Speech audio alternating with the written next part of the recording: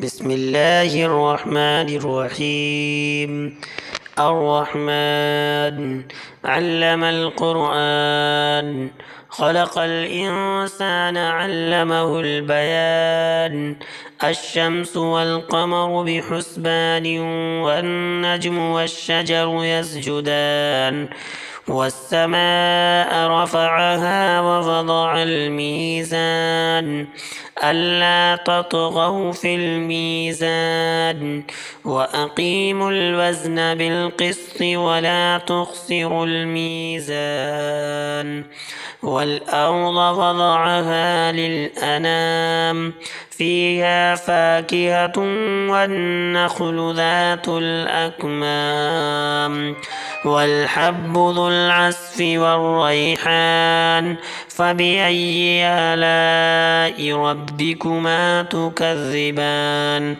خلق الإنسان من صلصال كالفخار، وخلق الجان من مارج من نار. فبأي آلاء ربكما تكذبان؟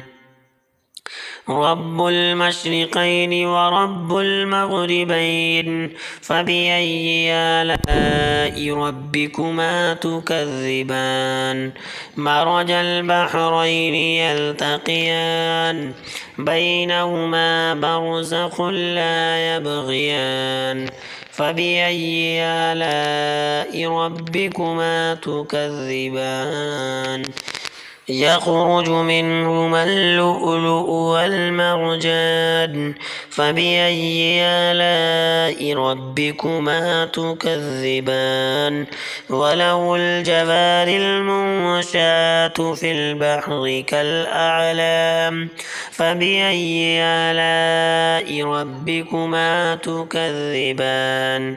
كل من عليها فان، ويبقى وجه ربك ذو الجلال والإكرام.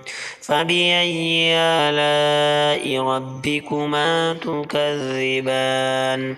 يسأله من في السماوات والأرض، كل يوم هو في شأن. فبأي آلاء ربكما تكذبان؟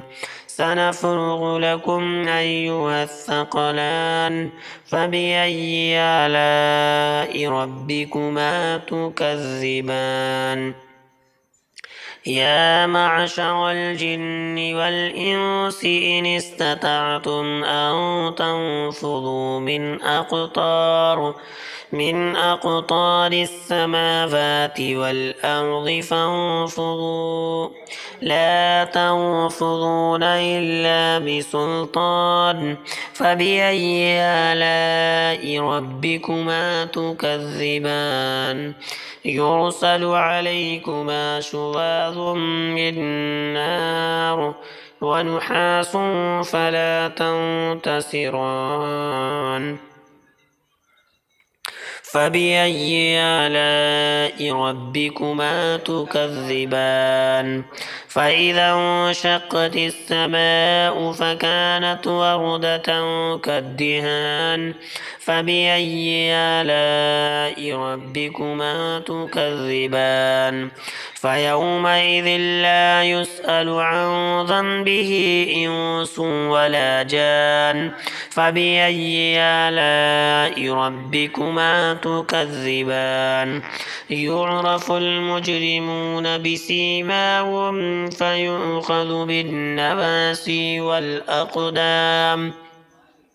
فبأي آلاء ربكما تكذبان؟ هذه جهنم التي يكذب بها المجرمون، يطوفون بينها وبين حميم آن. فبأي آلاء ربكما تكذبان؟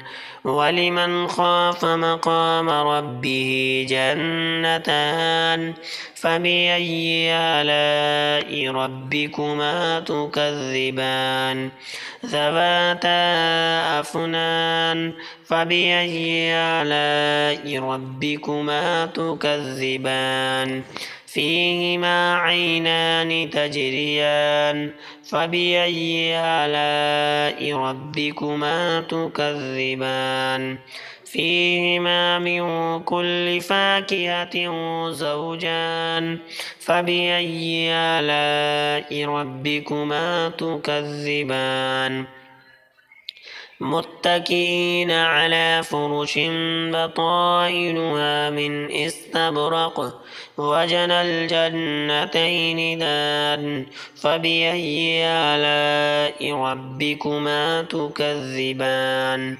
فيهن قاصرات الطرف لم يطمسهن إنس قبلهم ولا جان فبأي آلاء ربكما تكذبان كأنهن الياقوت والمرجان فبأي آلاء ربكما تكذبان هل جزاء الإحسان إلا الإحسان فبأي آلاء ربكما تكذبان ومن دونهما جنتان فبأي آلاء ربكما تكذبان مدهامتان فبأي آلاء ربكما تكذبان فيهما عينان نضاختان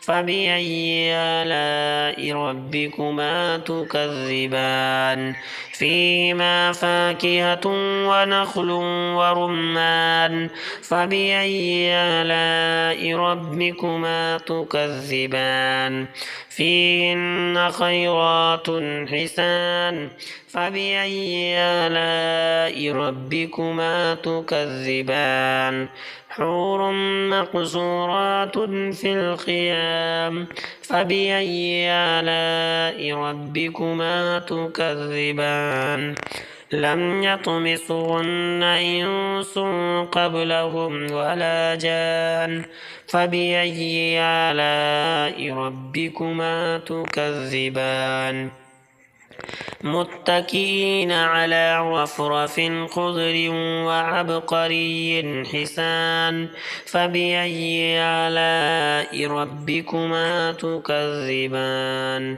تبارك اسم ربك ذي الجلال والإكرام.